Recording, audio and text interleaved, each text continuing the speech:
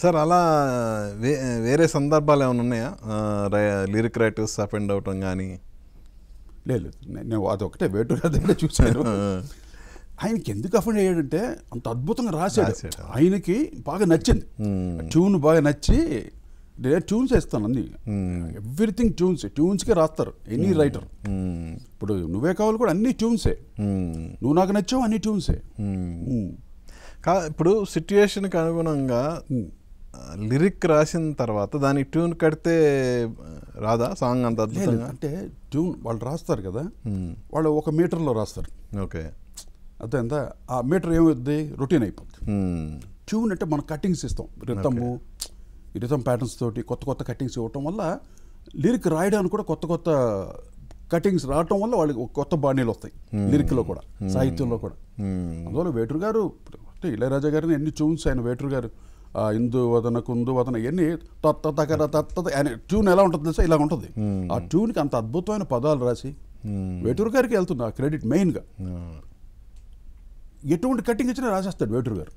అలాగే శనివేలు సీతారామ శాస్త్రి గారు అంటే శాస్త్రి గారు ఏంటంటే ప్రతి ఆ పేపర్ చూస్తే ఫుల్ స్టోరీ ఉంటుంది, స్టోరీ బోర్డ్ ఉంటుంది పాటలు. వేటూరు గారితో సౌండింగ్ మెయిన్గా సౌండ్ ఉంటుంది, ఈయన దగ్గర ఫుల్ బోర్డ్ ఉంటుంది. అంత చక్కగా సినిమాలో ఏం పాటలు రాశాడు నాకు ఆయన. ఆ తారక రాముల్లో కానీ నువ్వే కావాలి నువ్వు నాకు నచ్చి అన్ని సింగిల్ కార్డ్. సిరివెన్నెల గారు అన్ని సింగిల్ కార్డ్ రాసిన.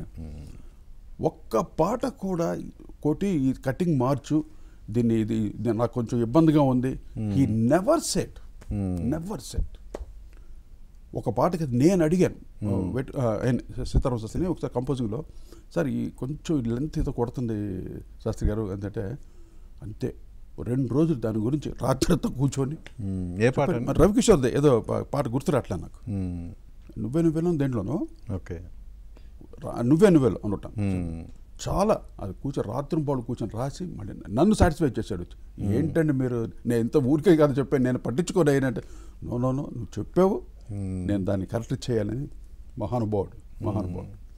అలాగే మా బాలు గారు అంటే అటువంటి మనుషులతో వర్క్ చేసిన తర్వాత ట్రూ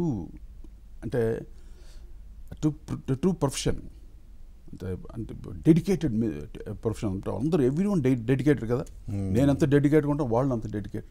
ఆ రోజులు అలా ఉండేవి. అన్నీ మిస్ అయిపోతున్నాం మేము, చాలా మిస్ అయిపోతున్నాం. అని ఆ మెమరీస్ ఉన్నాయిగా, అదే మనం ఇప్పుడు యంగ్గా పెట్టింది.